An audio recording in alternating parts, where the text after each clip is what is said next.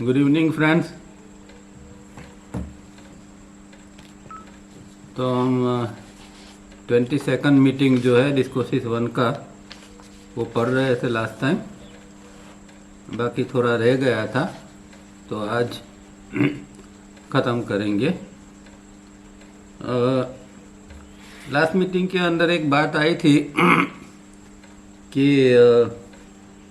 जागृति के लिए प्रेजेंट मोमेंट में आना ज़रूरी है। तो प्रेजेंट मोमेंट और जागृति के अंदर क्या अंतर है? अगर हम प्रेजेंट मोमेंट में हैं तो जागृत है, ऐसा कह सकते हैं कि दोनों में कुछ अंतर हो सकता है। तो प्रेजेंट मोमेंट जो है वो जागृति के लिए फर्स्ट स्टेप्स है।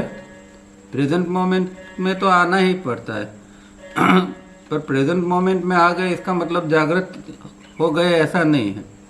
प्रेजेंट मोमेंट में तो हम कभी भी आ सकते हैं। कुछ ऐसी चीज़ घटित हुई और हमारा ध्यान खींचा तो वो हम प्रेजेंट मोमेंट में आ गए। जैसे रास्ते से जा रहे हैं, हम हमारे विचारों में हैं और कहीं दो लोग झगड़ा कर रहे हैं या कहीं एक्सीडेंट हो गया तो तुरंत हम प्रेजेंट मोमेंट में आ जाएंगे देखने के लिए कि क्या हुआ, पर इसका मतलब जागृति नहीं है। या एक एग्जांपल कि अभी आप सुन रहे हैं, मैं बोल रहा हूँ, तो ज़रूरी नहीं है आप प्रेजेंट मोमेंट में तो है पर जागृत हो ऐसा ज़रूरी नहीं है क्योंकि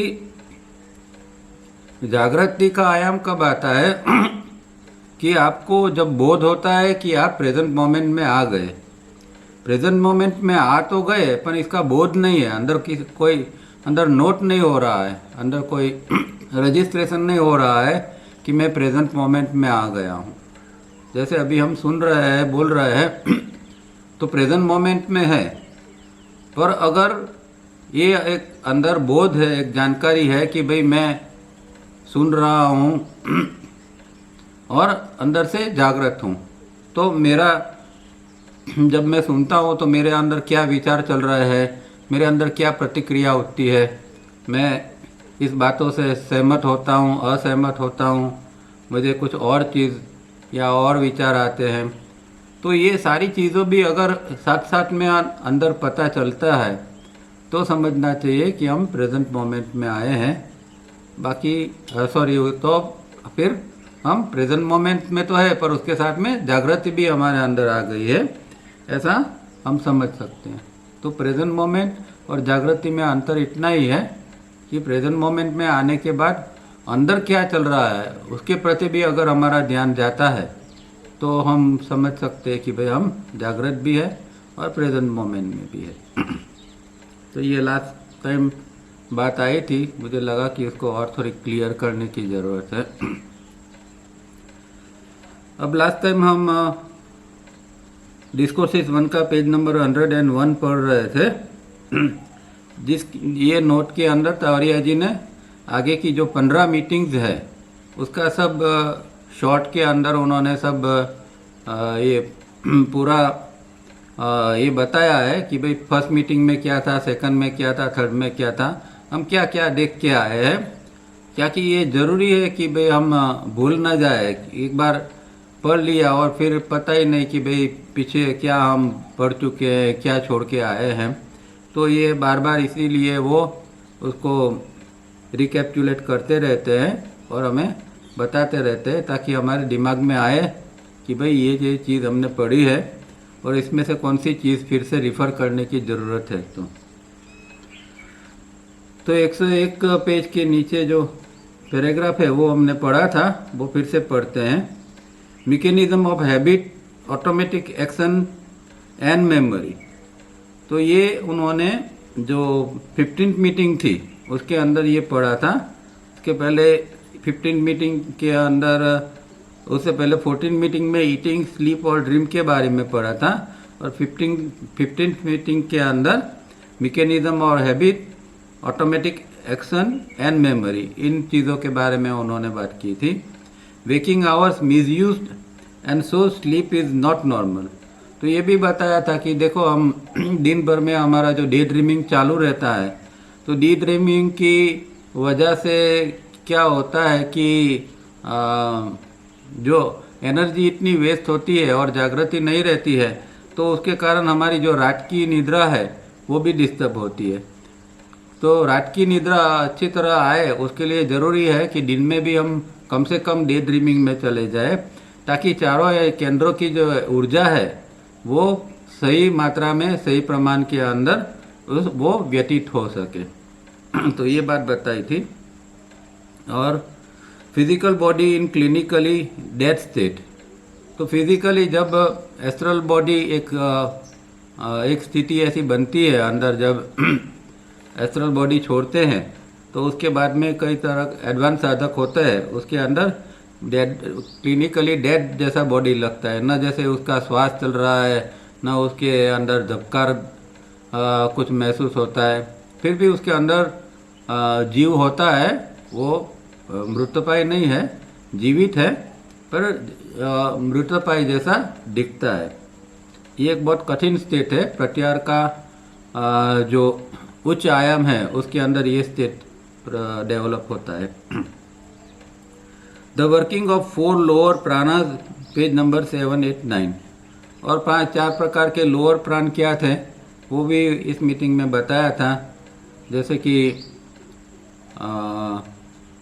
सबसे लोअर में डाइजेशन का प्राण, उसके ऊपर ये सर्कुलेशन का प्राण, उसके ऊपर ब्रीदिंग का प्राण, इस तरह अलग अलग प्राण जो है कहाँ कहाँ काम करते हैं, ये चीज़ उन्होंने इस मीटिंग के अंदर बताई थी। अब आज आगे पढ़ते हैं। How are human beings different from animals and lower life? They are different in at least 2 very important ways beside many others। तो मनुष्य और प्राणी के अंदर क्या अंतर है, मनुष्य प्राणी से किस तरह भिन्न है? तो कहते हैं कि 2 इम्पोर्टेंट बात है, 2 इम्पोर्टेंट कारणों से मनुष्य प्राणी से भिन्न है, और उसके अलावा और भी कारण हो सकते हैं।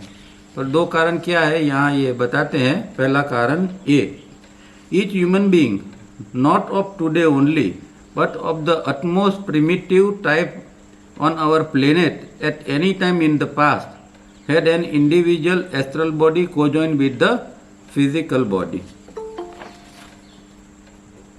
This is denied even today to animals and lesser lives। तो पहला डिफरेंस क्या है मनुष्य और लोअर लाइफ के बीच में, प्राणियों के बीच में, कि मनुष्य के अंदर हमेशा एस्ट्रल बॉडी उसका फिजिकल बॉडी के साथ जुड़ा हुआ रहा है, चाहे वो एकदम दूर का भूतकाल क्यों ना हो, या जो आदि मानव थे, शुरुआत के जो मनुष्य था, जैसे कि पृथ्वी पर शायद पहली बार जो कोई मनुष्य आया होगा तो वो भी कम से कम फिजिकल के साथ एस्ट्रल लेके आया होगा। तो ऑल द टाइम ये पृथ्वी के ऊपर फिजिकल और एस्ट्रल से मनुष्य जुड़ा हुआ है। पर प्राणियों के अंदर न पहले था और न आज है। आज के दिन में भी प्राणी जो है और दूसरी लोअर लाइफ जो है वो सारे इस चीज़ से वंचित है। उसके अंदर भगवान ने उनको एस्ट्रल बॉडी नहीं दिया है। अब क्यों एस्ट्रल बॉडी की क्या ज़रूरत है, सिर्फ मनुष्य को दिया है? क्या भगवान ने भी पक्षपात किया है कि मनुष्य को दिया और दूसरे प्राणियों को नहीं दिया? तो ऐसा नहीं है। हकीकत ये है कि दूसरे जो मनुष्य के अलावा जो कोई प्राणी वगैरह जो कुछ भी हैं, वो सबका क्या है कि एक प्रोग्राम के तहत उनको तहत बनाया गया है। और मनुष्य का क्या है कि वो तो एक इवोल्यूशन के अंदर उसको जाना है, मतलब वो जन्म ही लेता है इस तरह। पहले इन्वोल्यूशन होता है और फिर उसका इवोल्यूशन होता है। तो हर समय उसको उसकी एक बॉडी के अंदर उसकी यात्रा ख़त्म नहीं होगी। किसी ने एक जन्म ले लिया तो उससे ये यात्रा इतनी लंबी है कि इसमें हजारों लाखों जन्म लेने पड़ते हैं, तब ये पूरी यात्रा इन्वोल्यूशन और इवोल्यूशन की कंप्लीट होती है। तो मनुष्य को तो बार बार जन्म लेना पड़ेगा। तो उसके लिए उसको कोई ऐसी चीज़ चाहिए, इसका ऐसा बॉडी चाहिए कि जो कंटिन्यूअस के उसके साथ में चालू रहे, आना चालू रहे। मतलब एस्ट्रल बॉडी तो बदल जाता है, पर एस्ट्रल बॉडी का जो डिज़ाइन होता है या एस्ट्रल बॉडी के जो चीज़ पुराने एस्ट्रल बॉडी में है, फिर नया एस्ट्रल बॉडी बनता है तो वही चीज़, वही संस्कार वगैरह जो है, उसका जो स्ट्रक्चर है, वो स्ट्रक्चर वही लेके आएगा। तो ये स्ट्रक्चर को कैरी फॉरवर्ड करने के लिए कुछ ऐसी चीज़ चाहिए, तो वो एस्ट्रल बॉडी है जो हमारे हर जन्म के अंदर हमारा स्ट्रक्चर को कैरी फॉरवर्ड करता है। इस जन्म में हमने अगर कुछ काम किया और हमारा स्ट्रक्चर को चेंज किया, तो वो जो चेंज है वो एस्ट्रल बॉडी के अंदर रहेगा, और खुद एस्ट्रल बॉडी का भी अपलिफ्टमेंट होता रहता है। तो एस्ट्रल बॉडी जैसा बनता है इस जन्म में जैसा है, उसके मुताबिक, उसकी जो ब्लूप्रिंट है उसके मुताबिक ही नया जो एस्ट्रल बॉडी बनता है। तो इसीलिए ये ज़रूरी है इवोल्यूशन के लिए एस्ट्रल बॉडी। पर प्राणियों का तो इवोल्यूशन का सवाल ही नहीं है। परमात्मा ने प्राणियों की तो रचना ही एक उसकी समझो कि एक लेबोरेटरी है, और लेबोरेटरी के एक प्रयोगशाला के अंदर जैसे प्रयोग करते हैं, इस तरह प्राणी और अलग सृष्टियों का निर्माण किया है परमात्मा ने। तो ये चीज़ जो है वो जो समझनी जरूरी है कि ये कारणोंसर पशु पक्षियों को एस्ट्रल बॉडी नहीं दिया गया है।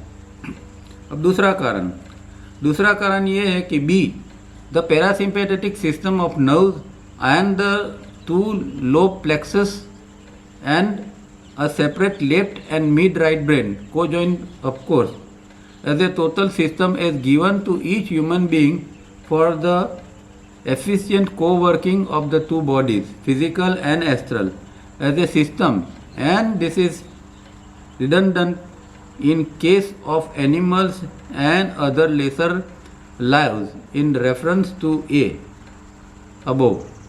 तो पहला का रेफरेंस जो है एस्ट्रल बॉडी का, तो एस्ट्रल बॉडी क्यों नहीं दिया है, तो उसका रेफरेंस में यहाँ ये दूसरी बात करते हैं कि मनुष्य को क्या क्या दिया है, और प्राणी जगत के अलावा कि पैरासिम्पैथेटिक नर्वस सिस्टम उनको दिया है, जो प्राणी जगत में नहीं है। प्राणियों को खाली सिम्पैथेटिक नर्वस सिस्टम दी गई है।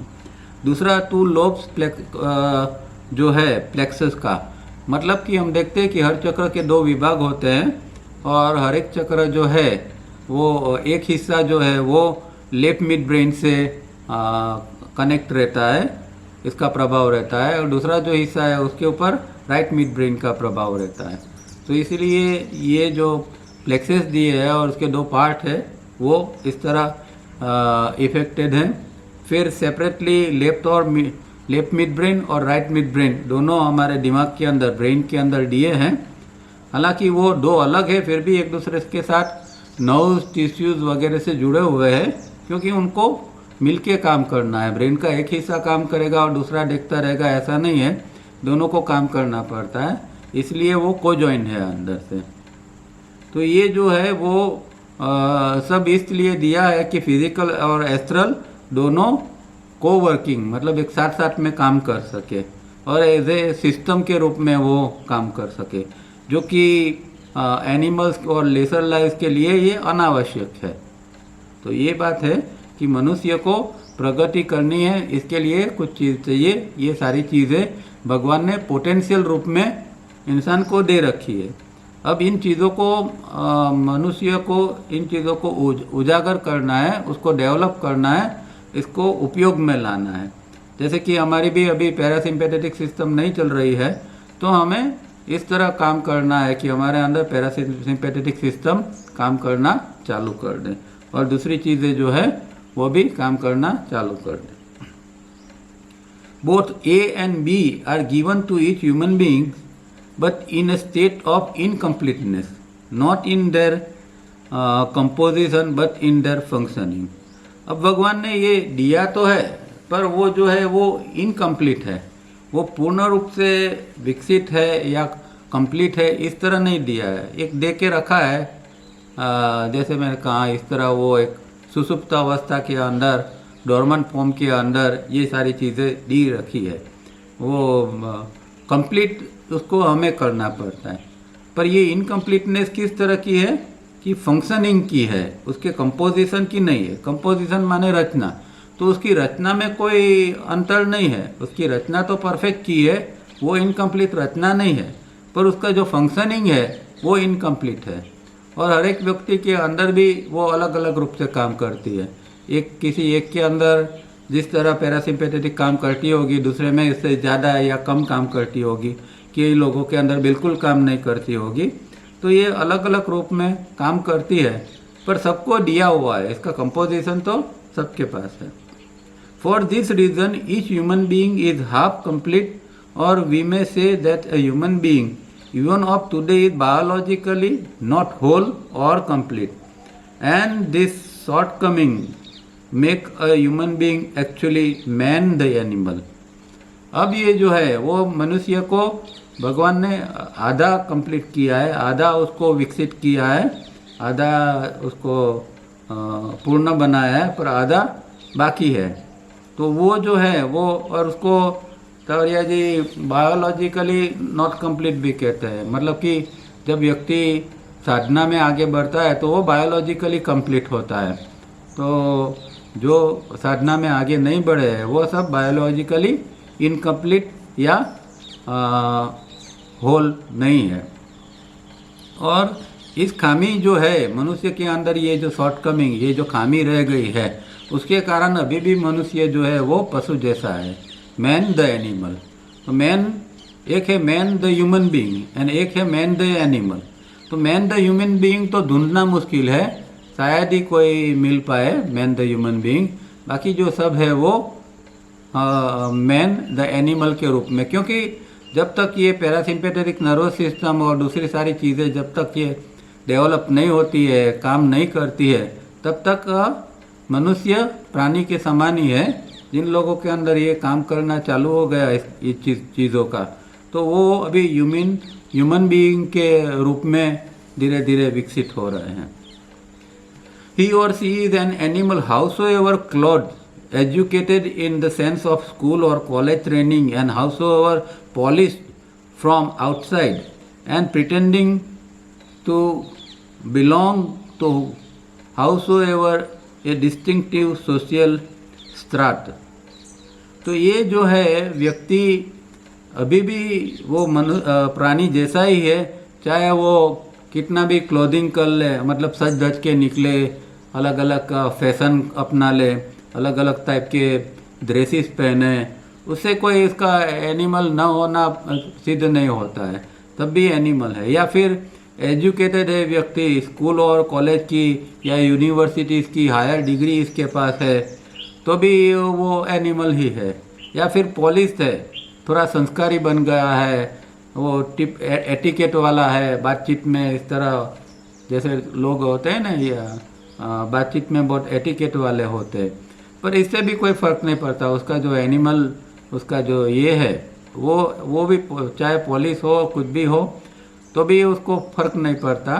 और यह चाहे कोई विशिष्ट सामाजिक वर्ग की व्यक्ति है तो भी ऐसा अगर वो ढोंग करती है कि मैं तो भाई फलानी जाति का हूँ, ये उच्च जाति का हूँ, या मेरा स्टेटस ऊंचा है, या फिर कई लोगों को पैसे के कारण अपने को ऊंचे मानते हैं कि भाई हम तो अपर क्लास के हैं, ऐसा जो मानस आदमी जानता है, समझता है, ऐसा प्रिटेंड करता है, वो सबका सब चाहे कुछ भी हो वो एनिमल स्ट्रक्चर के अंदर ही आता है। खाली शरीर जो है वो ह्यूमन बीइंग का है, चाहे वो कितना भी पढ़ा लिखा हो, कुछ भी हो, पर फिर भी जो अंदर का स्ट्रक्चर जो है वो एनिमल जैसा ही है। ये यहाँ एकदम क्लियर कट बात उन्होंने कह दी है। What is the remedy?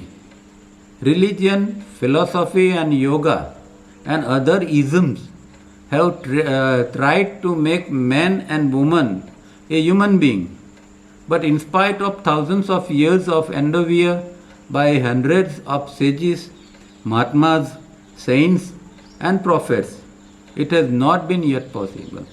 तो इसका उपाय क्या है, रिमेडी क्या है?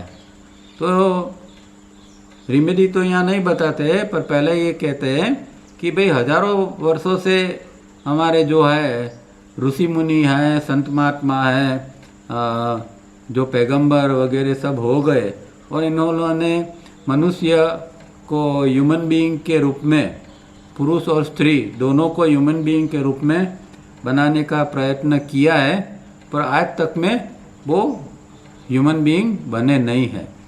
क्योंकि सीधी सी बात है कि ये जो नॉर्मल कोर्स में ये जो महात्मा संत वगैरह है या प्रॉफिट्स है, उन लोगों ने तो क्या किया है, धर्म के बारे में ज़्यादा काम किया, किसी ने साधना तो बताई ही नहीं। सबने धर्म के बारे में बात की और धर्म के जो रिचुअल्स है वो बताया, और पूजा पाठ वगैरह ये सब चीज़ें बताई, पर एक्चुअल साधना किस तरह करनी है, अंदर किस तरह उतरना है, और ये हमारी जो अंदर की जो सिस्टम्स है इसको किस तरह डेवलप करना है, एस्ट्रल बॉडी को किस तरह तैयार करना है, ये तो आज तक में किसी ने सिखाया ही नहीं है। तो फिर किस तरह जो है वो व्यक्ति एनिमल से ह्यूमन बीइंग बन जाएगा। अभी भी चाहे इतने धर्म है, इतना सारा जो कोई इज़म है, वो फिलोसॉफी, रिलीजन और योग भी, आजकल का तो योग जो है वो भी एक इज़म ही हो गया है। और वो सब जो चीज़ें हैं वो इंसान को इंसान बनाती नहीं है, इंसान को वो प्राणी के रूप में ही रखती है। उसके लिए और कुछ करना पड़ता है और बहुत सारी मेहनत करनी पड़ती है। और कुछ में छोटा मोटा कर लिया, इससे ये स्ट्रक्चर बदलता नहीं है। ये एक ग्रेनाइट जैसा स्ट्रक्चर है, उसको बदलने के लिए काफ़ी मेहनत करनी पड़ती है। और हम बार बार देखते हैं कि तावड़िया जी ये मेहनत के ऊपर कितना भार देते हैं कि भाई मेहनत करो, साधना करो और ये स्ट्रक्चर को बदलो, तब आगे जाके कुछ हो पाएगा। The reason is simple.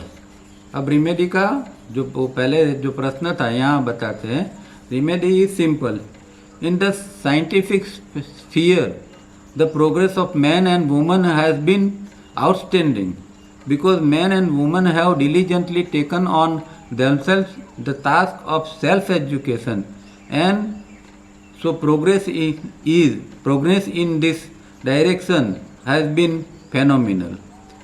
तो जिस तरह ये कहते हैं कि भाई आज का जो समय या आज का जो ये है स्फीयर है, आज का क्षेत्र है, तो वो विज्ञान का क्षेत्र है और उसके अंदर मनुष्य ने बहुत सारी प्रगति की है, इतनी उत्कृष्ट प्रगति की है, इतनी सारा चीज़ें ढूंढ निकाली है, इतना सारा डेवलपमेंट किया है।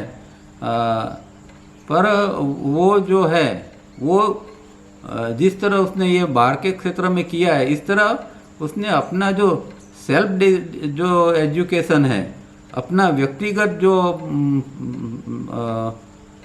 व्यक्तिगत अपने आप को डेवलप करने के लिए जो करना चाहिए वो उसने नहीं किया है, इसीलिए वो आज भी ऐसा है। बाकी जो उन्होंने जो काम किया है, जो साइंस के क्षेत्र और दूसरे हर एक क्षेत्र में, चाहे साइंस हो, इंजीनियरिंग हो, और आजकल तो जो मनुष्य ने एक आर्टिफिशियल इंटेलिजेंस बना दी, तो सचमुच में एक चमत्कार जैसा हो गया।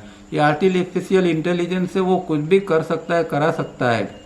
जैसे कि एक कठिन ऑपरेशन है तो कोई डॉक्टर नहीं कर सकता है, तो आज आर्टिफिशियल इंटेलिजेंस से जो कोई रोबोट वगैरह बनाया है, तो रोबोट के द्वारा ऐसे कठिन ऑपरेशन कराए जाते हैं।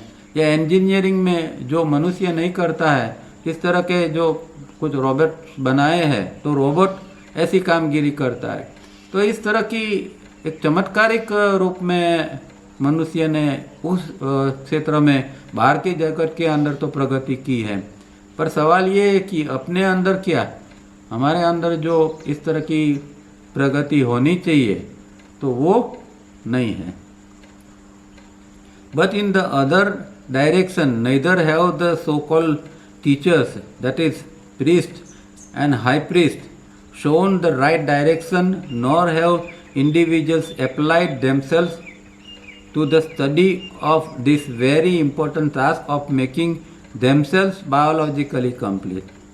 अब जो है एक प्रॉब्लम क्या है कि हमारे जो गुरुओं हैं या जो पादरी, पुरोहित, पंडित वगैरह जो है, वो इन सब लोगों ने ये डायरेक्शन के अंदर तो कोई काम नहीं किया है। न अपने ऊपर काम किया और न अपने चेले चमचों के ऊपर ये सब किया करवाया, तो वो जो है वो अंदर की ओर उतरने की तो किसी ने ये प्रयत्न किया ही नहीं, न किसी ने ऐसा प्रयत्न करवाया। तो फिर ये जो है वो व्यक्ति जो है वो बायोलॉजिकली कंप्लीट नहीं हो सका है। जो इम्पोर्टेंट टास्क है बायोलॉजिकली कंप्लीट होने का वो नहीं हो पाया है। It is not that this knowledge and wisdom is not known but it is not made public. अब ऐसा नहीं है कि वो जो खुद तो जो पुरानी जो हमारी परंपरा थी उसके अंदर ये सारा नॉलेज थे, इस तरह के गुरु वो भी थे। कुछ आधुनिक गुरु थे वो तो जानते ही नहीं थे, तो किसी को सिखा नहीं सकते थे। पर कुछ ऐसे भी थे कि बहुत आगे पहुंचे हुए थे, पर उन लोगों ने भी कोई ऐसा प्रयत्न नहीं किया कि ये चीज़ पब्लिक में आए। जैसे फॉर एग्जांपल 3SRB। अब 3SRB जो है वो तो आज का है नहीं। तावड़िया जी खुद कहते हैं कि भाई ये तो महर्षि पतंजलि की परंपरा से आया हुआ है और आज तक गुरु शिष्य को सिखाता रहा है। तो ये जो है वो चीज़ आज तक 3SRB थी, फिर भी वो धमकी रही थी अंदर, किसी ने इसको पब्लिश नहीं किया था। इस जगत में और या इस जन्म में तावड़िया जी ने ये काम किया कि भाई 3SRB जो प्राचीन परंपरा से चली आई है, चलो अब इसको पब्लिश कर दे, ये भी लोगों को सिखाए। और हो सकता है कि तावड़िया जी ने देखा हो कि भाई आज का ज़माने का मनुष्य है उसको अभी ये 3SRB की बहुत ज़रूरत है। क्योंकि पहले के ज़माने के जो लोग थे वो थोड़े सिंपल थे, थोड़े सीधे साधे थे, बोले थे। तो शायद उस ज़माने में ये 3SRB की इतनी ज़रूरत न भी हो। पर आज का आदमी जो है एकदम कॉम्प्लेक्स है और उसको 3SRB की बहुत ज़रूरत है। तो कोई भी चाहे कैसा भी टेढ़ा व्यक्ति है, अगर उसको ये 3SRB कराया जाए तो वो धीरे धीरे करके सुधर सकता है। तो ये नॉलेज जो पुराना था वो ढका हुआ था, वो तावड़िया जी ने हमारे लिए इस ज़माने में पब्लिश कर दिया है और हम इसका लाभ लेके बहुत सारे लोग आगे बढ़ रहे हैं। तो ये चीज़ है। पर ज़्यादातर लोगों ने इस तरह की कोई चीज़ दी नहीं हुई है कि जो साधना के मार्ग पर व्यक्ति को आगे ले जा सके। So what is required now is a spread of the knowledge of how this internal biological development be brought about, not accidentally as in exceptional case here and there, but be brought about systematically.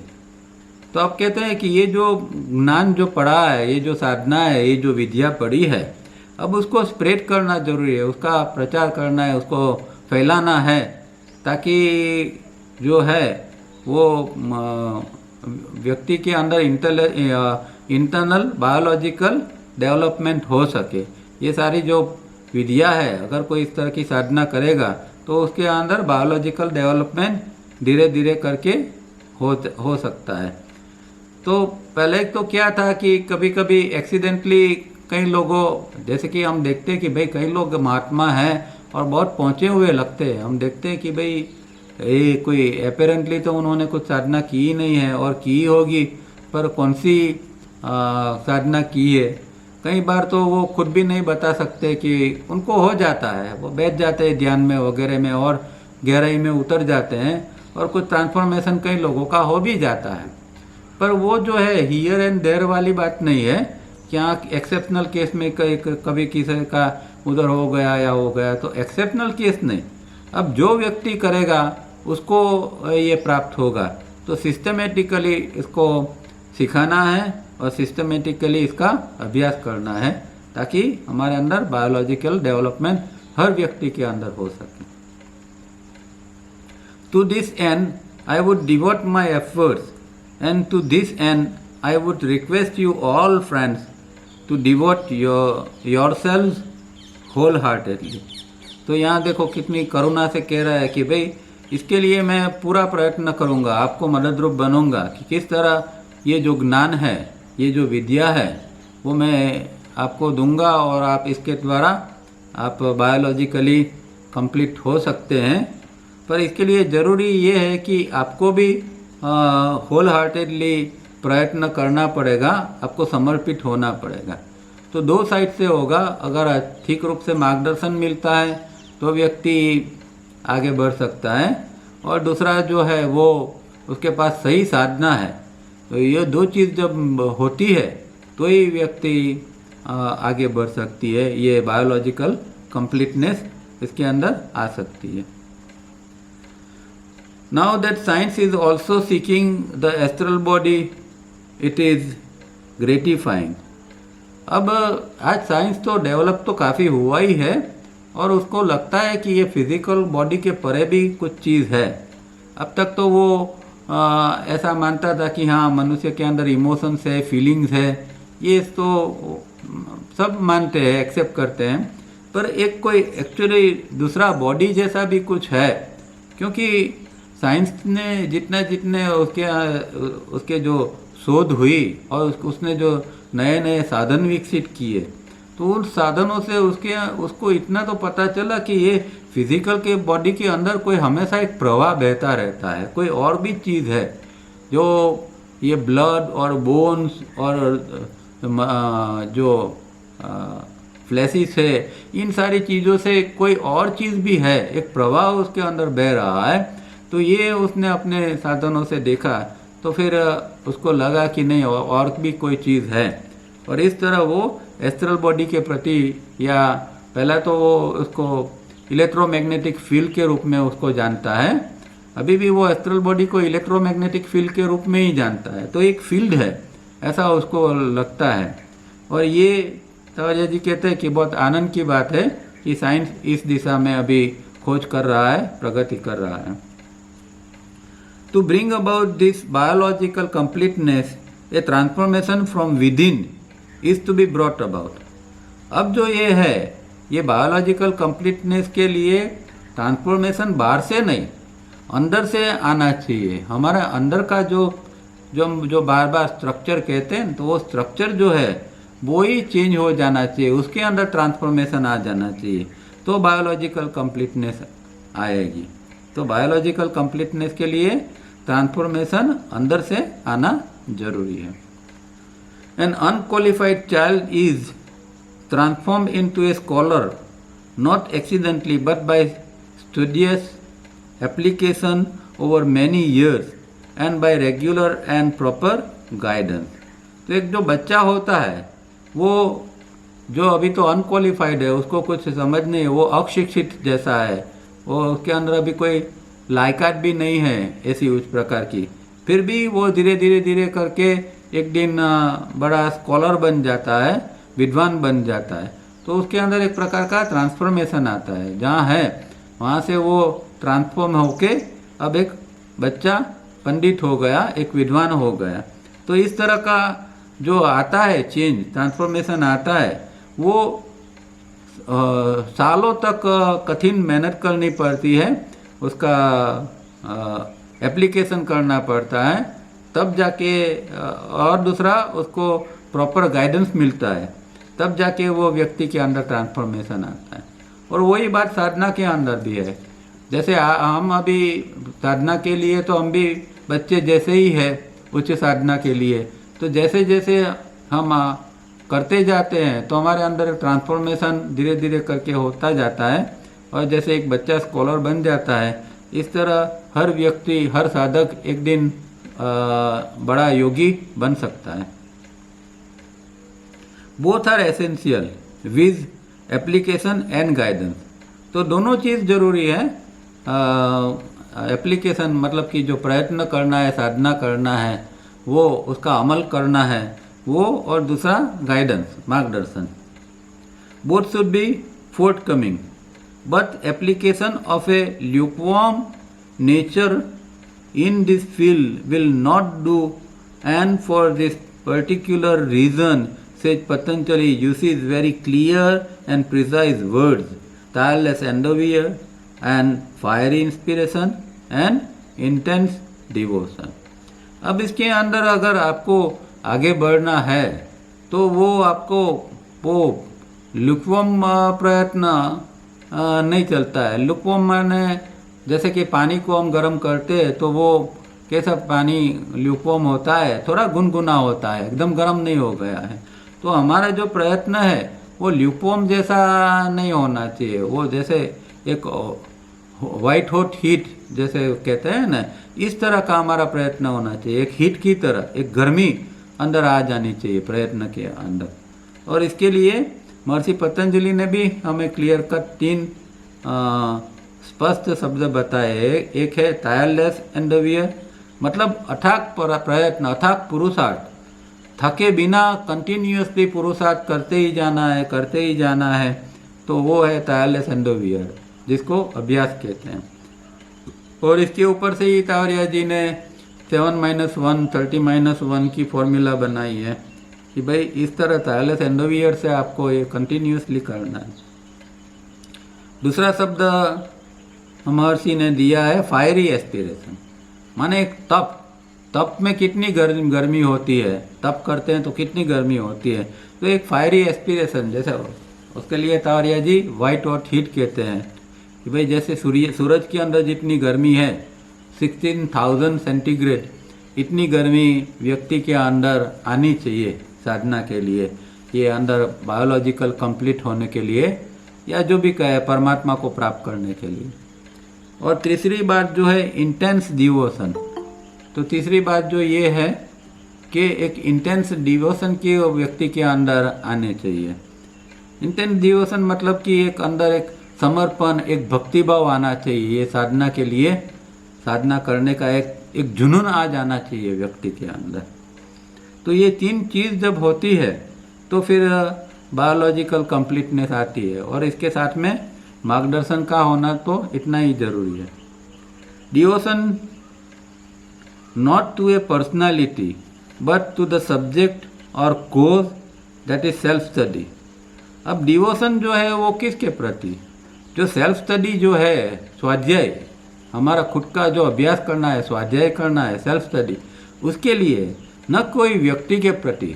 तो यहाँ कोई devotion में कोई व्यक्ति पूजा की बात नहीं है कि भाई कोई गुरु को पकड़ लो और उसको मान लो और उसको पकड़ के बैठ जाओ, गुरु कल्याण कर देगा, तो पर्सनालिटी की बात नहीं है। यहाँ जो है वो बाहर की बात नहीं है, अंदर की बात है। सेल्फ स्टडी, हमें स्व अध्ययन करना है, हमारे बारे में जानना है। सेल्फ स्टडी, सेल्फ एजुकेशन, ये सब चीज़ें हमारे अंदर के लिए हैं। Unfortunately all over the world devotion is visible, but this devotion is directed towards a personality, and in so doing self study is set aside. अब ये पूरे जगत में हम देखते हैं आजकल भक्ति का तो जमाना ही है, हर चीज़ में भक्ति है, तो एक पर्सनालिटी की भक्ति भी इसमें आ जाती है और हर जगह हम पर्सनालिटी की भक्ति देखते हैं। पर जो अंदर जाकर अपनी जो सेल्फ स्टडी करनी है वो उसमें नहीं आता है, वो साइड पर रह जाता है। तो इम्पोर्टेंट ये नहीं है कि कोई पर्सनालिटी को पकड़ के बैठ जाओ। जो मार्गदर्शन दिया जाता है उससे हमारे अंदर उतरना है, ये हमारे लिए बहुत ज़रूरी है। पर्सनालिटी तो छूट जानी ही चाहिए, चाहे कितना बड़ा कोई भी गुरु क्यों ना हो, एक पर्सनालिटी नहीं, उसका जो अंदर का जो सत्व है, एसेंस है, उससे हमें मतलब है, पर्सनालिटी से मतलब नहीं है। Presuming now that both application and guidance are forthcoming, how shall we proceed. अब मान लो कि भाई आपके पास में मार्गदर्शन भी आ गया है, आपके अंदर ये इसको किस तरह अमल करना है, इसका किस तरह प्रयत्न करना है, वो भी आपको समझ में आ गया है, ये सब उपलब्ध है, तो अब किस तरह आप आगे बढ़ेंगे। The obvious path is one that shows how the parasympathetic system of nerve with 2 lobes, plexus and separate left and right midbrain and their coordination be developed, and such practice is essential to that effect be practiced, and along with this to bring about conscious coordination between the two bodies, physical and astral so that they work as a system. तो ये आपको अभी आपके जान में तो आ गया कि भाई ये साधना करनी है और गाइडेंस भी प्राप्त हो गया। अब आगे बढ़ने के लिए क्या करना पड़ेगा कि ये जो हमें भगवान ने जो सुसुप्त अवस्था में दिया है उसको हमें चालू करना पड़ेगा, उसका हमें डेवलप करना पड़ेगा। तो क्या क्या दिया है? एक तो पैरासिम्पैथेटिक नर्वस सिस्टम जो आगे बताया है इस तरह, फिर जो चक्र है और चक्र के दो हिस्से हैं उसके ऊपर काम करना है, और लेफ्ट मिड ब्रेन और राइट मिड ब्रेन जो है वो दोनों को कोऑर्डिनेट करके विकसित करना है। तो इस तरह हम जब प्रैक्टिस करते हैं तब ये प्रैक्टिस की असर हमें दिखाई देती है। वो इस तरह की प्रैक्टिस का जो अभ्यास है वो फिर एसेंशियल है, वो करना ज़रूरी है। तो ये ऊपर वाली चीज़ों का अभ्यास करना ज़रूरी है, और उसके द्वारा हम हमारे जो दो बॉडी है, फिजिकल बॉडी और एस्ट्रल बॉडी, उन दोनों को भी कोऑर्डिनेट कर पाएंगे और एज ए सिस्टम इसको चला पाएंगे। It sounds simple, but it is as difficult as expecting a thesis the scholar will write in future that is expected of the child that is beginning its career. अब ये इतना आसान तो लगता है कि भाई हाँ पैरासिम्पैथेटिक सिस्टम इसको ही डेवलप करना है ना, कर देंगे, ये तो सब अंदर हो जाएगा साधना करेंगे तो। पर इतना ये सिंपल नहीं है, ये दिखता है जितना सिंपल दिखता है इतना ये नहीं है। ये तो ऐसा है कि कोई एक आज का जो बच्चा है वो अभी तो वो उसकी कैरियर की शुरुआत कर रहा है, और उसको जैसे कि वो कोई एक विद्वान की तरह कोई एक महानिबंध थीसिस लिख दे, तो इस तरह की हम कैसे एक्सपेक्ट करते हैं, ऐसा एक्सपेक्टेशन हो जाएगा। Yet this is happens daily all over the world in the sphere of education and science studies. So we can it not happen in, so why can it not happen in this field of self study? तो भाई ये तो होता है कि भाई आज के ज़माने के अंदर कोई ऐसी चीज़ें भी बन जाती हैं, जो साइंस का ज़माना है, एजुकेशन के क्षेत्र में, हर एक क्षेत्र में ऐसी चीज़ें थोड़ी जो डिफ़िकल्ट कहते हैं ऐसी चीज़ें भी संभवित हो जाती है। तो ये सेल्फ स्टडी के क्षेत्र में क्यों नहीं हम कर सकते हैं? तो सेल्फ स्टडी के क्षेत्र में भी हम प्रयत्न कर सकते हैं, और ये जो हमें जो दिया हुआ है उसको हम सब को सिंथेसाइज करके या कोऑर्डिनेट करके उसको हम डेवलप कर सकते हैं। A day will come when both these studies will be taught simultaneously, and then the world will witness the total transformation of man, the animal, into man, the human being. And till then, it is no use talking of human rights, civilization, disarmament, United Nations, no war treaties, etc.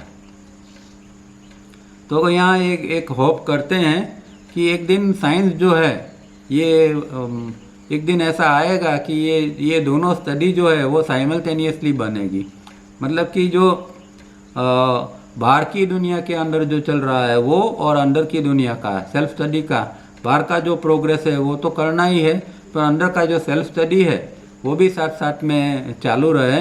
तो एक दिन इस तरह दोनों चीज़ बन पाएगी, और दुनिया देखेगी, एक विटनेस होगी, वो देखेगी कि भाई ये मनुष्य जो एक एनिमल के रूप में जीता था अब ये ह्यूमन बीइंग के रूप में आ गया, इसका ट्रांसफॉर्मेशन धीरे धीरे हो गया है।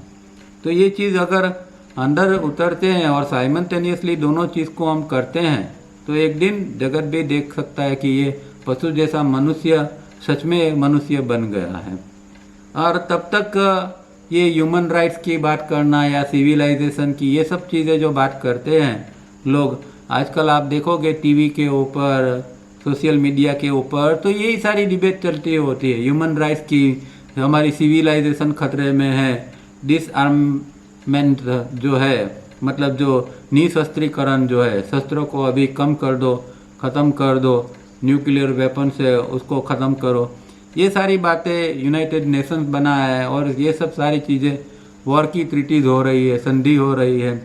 पर इसका मतलब नहीं है जब तक व्यक्ति अंदर से एनिमल है उसको बाहर से हम कुछ भी कर ले वो सुधरेगा नहीं।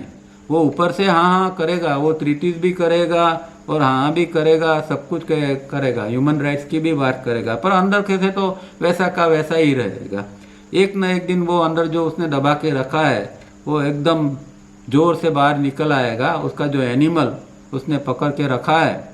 तो कई लोग ऐसे डायलॉग भी मारते हैं कि भाई मेरे अंदर का सुसुप्त प्राणी को मत जगाओ। तो ये जो है हर व्यक्ति जानता है कि उसके अंदर एक सुसुप्त प्राणी पड़ा हुआ होता है और वो चाहे कुछ भी कर ले, बाहर से हम ठीक ठाक कर ले, पर इससे कुछ होने वाला नहीं है। अंदर जाना पड़ेगा, सेल्फ स्टडी करनी पड़ेगी और अंदर ट्रांसफॉर्मेशन करना पड़ेगा, तो एक नया निर्दोष ह्यूमन बीइंग अंदर से बाहर आएगा। It is all a waste of breath and efforts, for the remedy is not correct because the animal is yet not properly diagnosed. अब तो देखो ये जो हमारे अंदर एनिमल जो पड़ा है, हमारे जो अंदर जो जो हमारे अंदर जो ये एलिमेंट जो पड़ी है वो एलिमेंट का ही डायग्नाइज नहीं हुआ है। हमारे अंदर रिमेडी की बात तो तब आती है कि जब पहले एलिमेंट क्या प्रॉब्लम है, क्या दर्द है, दर्द का अगर डायग्नाइज होता है, निवारण होता है, तो फिर उसके अंदर करेक्ट रिमेडी भी हम अप्लाई कर सकते हैं।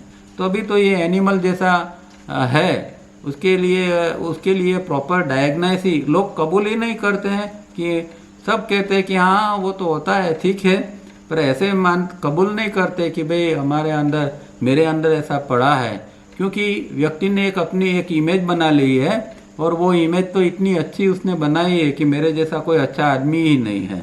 तो वो इमेज के कारण वो जो है अंदर एनिमल जो है वो अंदर पड़ा रहता है और इसके ऊपर कुछ काम करना चाहिए। वो काम जो चीज़ दिखाई देती है उसके ऊपर काम किया जाता है। हमें बार बार अंदर देखना पड़ता है, सेल्फ ऑब्जर्वेशन करना पड़ता है कि मेरे अंदर क्या क्या खराबी है, मेरे अंदर किस तरह कब मैं ऐसा जंगली जैसा बन जाता हूँ, कब मैं ऐसा बुरा व्यवहार करता हूँ और क्यों करता हूँ। इस तरह के अगर हमारे अंदर प्रश्न उत्पन्न होते हैं तो फिर हम इसके ऊपर काम कर सकते हैं। अगर हमने इमेज ही बना ली है तो फिर तो बहुत मुश्किल है, ट्रांसफॉर्मेशन तो बहुत दूर की बात है, आदमी सुधर भी नहीं सकता है। The devotion to personality ultimately created the priest and the high priest, and these persons gave twist to the truth as they desired to suit them, and no two right priests having the same views on truth, for none of them was speaking about the truth, for truth can only be realized, and so the miseries of the world sprang up and conflict became widespread. अब जो है यहाँ एक बहुत important बात करते हैं कि भाई जो व्यक्ति पूजा जो हमने चालू की है तो उसमें से ही हमने ये धर्मगुरु, पंडित, पुरोहित, मौलवी जो कहें वो सबको हमने ही बनाया है। ये हमारा क्रिएशन है क्योंकि हम पर्सनालिटी की पूजा करने वाले हैं। तो इसके द्वारा ऐसे धर्मगुरु बन जाते हैं लोग और फिर क्या करते हैं कि जो सत्य है वो सत्य को अपनी इच्छा के मुताबिक उसको ट्विस्ट कर देते हैं, उसको मरोड़ देते हैं। तो ये सबसे गलत बात होती है और यही चीज़ स्क्रिप्चर्स के अंदर भी होती है, न खाली बोलने में, पर जो स्क्रिप्चर्स है हमारे पुराने, गीता है और दूसरे जो पुस्तक है जो पुरानी, वो उसके अंदर कहीं ना कहीं इन लोगों ने एक जो ये है ट्विस्ट कर दिया है उसको, और अपनी जो परंपरा है या अपना जो मार्ग है, जैसे कोई भक्ति मार्ग का है तो तो भक्ति मार्ग का कोई आचार्य होता है तो अगर उसको ट्विस्ट करना है तो वो क्या करेगा कि जहाँ ज्ञान की बात है, जहाँ योग की बात है, उसको वहाँ से वो बदल के वो भक्ति की बात कर देगा, वो उसको भक्ति के रूप में खपाएगा। या कोई ज्ञान मार्गी है तो जहाँ योग और भक्ति की बात है वो वहाँ वो बदल देगा और ज्ञान और भक्ति के बदले ज्ञान योग के दूसरी जो वो अपना मार्ग है वो उसको वो डाल देगा। तो इस तरह जो ट्रूथ है, जो सही है, उसको हमेशा ये धर्मगुरुओं और प्रीस्ट पुरोहित वगैरह ने इसको बदलते रहा है। और इसीलिए देखते हैं कि अगर कोई सच्चे दो प्रीस्ट भी है, कोई सच्चे धर्मगुरु भी है, तो दोनों का सत्य जो है वो सत्य के अंदर बहुत अंतर आएगा। वो कभी भी सेम बात नहीं करेगा। अगर सत्य देखा है तो सत्य तो फिर सत्य ही है और सत्य के रूप में प्रकट होना चाहिए। पर सबसे इम्पोर्टेंट बात तो ये है कि सत्य को वाणी में नहीं लाया जाता है, उसका अनुभव किया जाता है। तो जो लोग सत्य की बात करते हैं वो तो हकीकत में सत्य है ही नहीं है, और जो शास्त्र में जो बताया गया है उसको ट्विस्ट करके बताते हैं। तो ये एक गड़बड़ी बहुत समय से हमारे यहाँ पहले से चली आई है।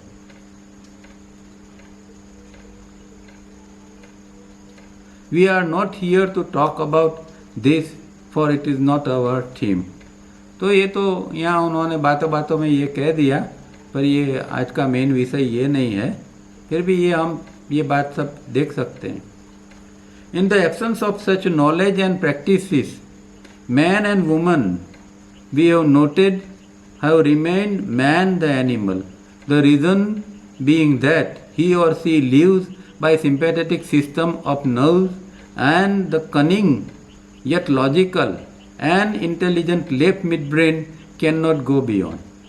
अब ये आगे की नोट में जो उन्होंने बताया था, ये यहाँ कहते हैं कि ये जो ऐसा जो ज्ञान है और साधना है, उसके बिना, उसके एब्सेंस में जब ये नहीं होती है तो क्या होता है कि मनुष्य जो है वो सिंपैथेटिक नर्वस सिस्टम से ही जीता है और काम करता है। और सिस्टमेटिक या सिंपैथेटिक नर्वस सिस्टम जब काम करती है तो उसके साथ में उसका लॉजिकल माइंड, जो कि बहुत चालाक है, कनिंग है, और हालांकि इंटेलिजेंट भी है, क्योंकि इसने ही इतनी सारी अभी ये किया है, इतनी सब आज जो जिसको हम सर्च कहते हैं या डिस्कवरी कहते हैं, तो ज़्यादातर तो लेब ब्रेन ने ही किया है। तो इंटेलिजेंट तो है, इसमें कोई ये नहीं है, पर ये जो है वो अभी भी ये स्थिति ने के अंदर,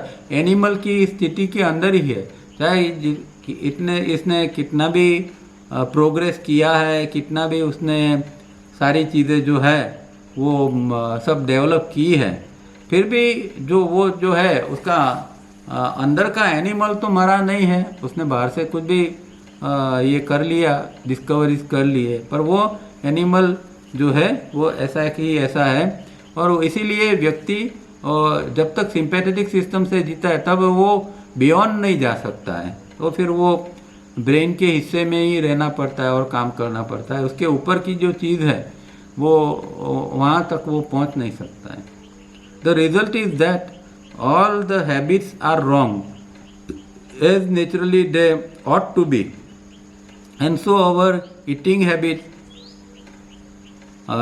sleep, waking habit, breathing and our thinking are all along wrong patterns, but which otherwise appear correct as long as we are dominated by sympathetic system and the left midbrain.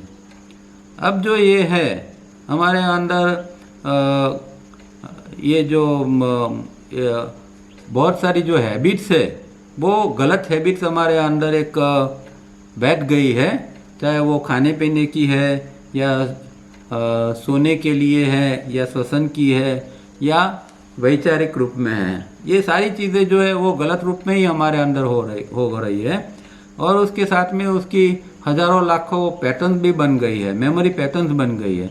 तो जैसी जैसी मेमोरी पैटर्न बनेगी फिर इसी तरह mechanical काम होता रहेगा, वो चाहे स्लीप का है या ब्रीदिंग का है या थिंकिंग का है, सबकी मेमोरी पैटर्न गलत रूप में बन गई है और व्यक्ति फिर इसी तरह उसको जीता रहेगा इसके अंदर, और उसको फिर वो ऐसा वो अपीयर करेक्ट, उसको वो सच्चा भी लगता है कि भाई मेरा ब्रीदिंग तो अभी सच ही चल रहा है, ठीक है।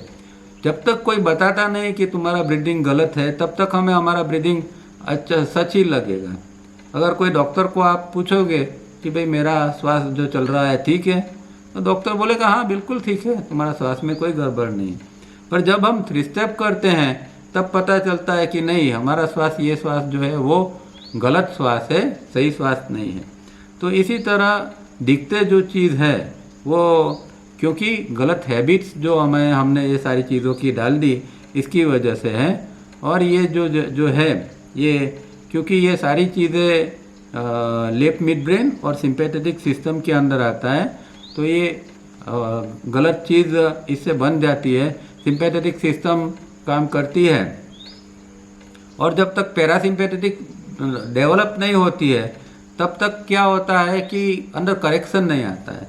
तो करेक्शन करने के लिए पैरासिम्पैथेटिक सिस्टम की बहुत ज़रूरत है हमारे अंदर। In our first 15 meetings we have tried to replace these wrong ways by simple correct ways, and to that end we have to be resolved। तो ये अब तक की जो 15 मीटिंग थी उनके अंदर ये कि ये जो ब्रीदिंग है कि या थिंकिंग है, इन चीज़ों को किस तरह हम करेक्ट कर सकते हैं, तो उसके वेज उन्होंने जो गलत जो रास्ते हैं उसके बदले में सही रास्ते क्या है वो उन्होंने ये सारी मीटिंगों के अंदर बताया है, और फिर हमें उसको दृढ़ करना पड़ेगा। ये जो नए रास्ते बताए उसकी अभ्यास करके उसको हमें दृढ़ करना पड़ेगा। Now that the notes of the first 15 meetings have been explain, तो अब तक में उन्होंने 15 मीटिंग एक्सप्लेन यहाँ तक में की है।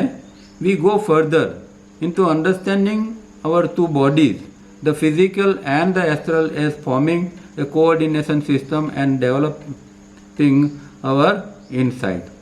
अभी वो आगे फिर ये एक दोनों बॉडी के लिए बात करेंगे, उनकी अंडरस्टैंडिंग हमें देंगे कि भाई ये फिजिकल और एस्ट्रल 2 बॉडीज़ है वो किस तरह कोऑर्डिनेट होते हैं और एज ए सिस्टम काम करते हैं, और हमारे अंदर किस तरह एक इंसाइट डेवलप हो। तो जब ये सारी चीज़ें बनती है तो धीरे धीरे करके हमारे अंदर एक इंसाइट भी डेवलप होती है।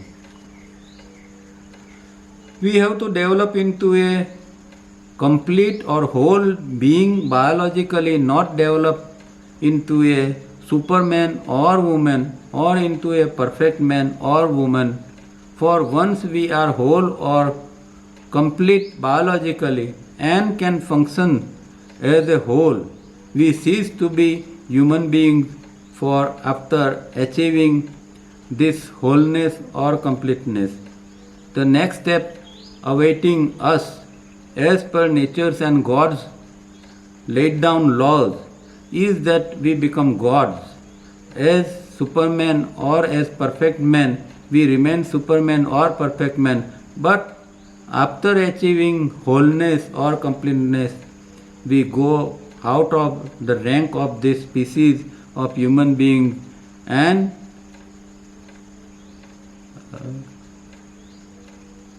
become gods। तो ये जो है ये कितना महत्व देते हैं। देखो कि ये कंप्लीट बनने का, होल बनने का बायोलॉजिकली कितना महत्वपूर्ण है, क्योंकि चाहे कोई व्यक्ति सुपरमैन बन जाए या परफेक्ट मैन बन जाए वो भी अधूरा है। वो बायोलॉजिकली कंप्लीटनेस के सामने तो वो सुपरमैन या परफेक्ट मैन कुछ भी नहीं है। जब बायोलॉजिकली वो कंप्लीट हो जाता है तब उसके अंदर जो है ये एनिमलिक चीज़ जो है वो बंद हो जाती है, और वो एक रियल ह्यूमन बीइंग जो है वो इस तरह का वो एक अचीवमेंट करता है। तो बायोलॉजिकली कंप्लीट होने पर ही रियल ह्यूमन बीइंग बनता है। और उसके आगे का भी स्टेप है कि आगे जाके फिर वो उसकी साधना जैसे जैसे चालू रहेगी तो एक जो कुदरत और भगवान ने जो नियम बनाया है उसके मुताबिक वो व्यक्ति खुद भगवान बन जाएगी। तो हम जैसे कहते हैं ना, हमारे महात्मा जो हो गए ऐसे, जिसको हम भगवान कहते हैं, कि भगवान के वो दर्जे के थे, वो इतना इनका अचीवमेंट था, एज गुड एज गॉड। तो भगवान जैसे वो लोग थे। तो ये एक अचीवमेंट भी हमारे अंदर ये आता है ये साधना से। पर जो व्यक्ति अगर जिसको कोई सुपरमैन या परफेक्ट मैन बनना है तो वो उससे आगे नहीं जाता है, वो वहीं रहता है। पर यहाँ तो व्यक्ति इसकी स्पीसीज ही बदल गई। अब जैसे कि ये ह्यूमन बीइंग रहा ही नहीं, वो एक जीता जागता भगवान का अवतार हो गया। इस तरह के व्यक्ति के अंदर इतना बड़ा, इतना गहरा परिवर्तन आ सकता है। तो इसे हमें समझना चाहिए कि बायोलॉजिकली कंप्लीटनेस कितना ज़रूरी है। लास्ट में कहते हैं this is the purpose of scientific yoga. तो साइंटिफिक योग का पर्पस भी यही है कि हम किस तरह बायोलॉजिकली कंप्लीट बन सके। तो यहाँ ये पेपर ख़त्म होता है। बहुत सारी चीज़ें हमें ये हमारे अंदर क्या क्या काम करना है इससे हमें ये पता चलता है, और क्या क्या डोरमेंट चीज़ है उसको हमें डेवलप करना है, ये सारी चीज़ इसमें हमें पता लगता है।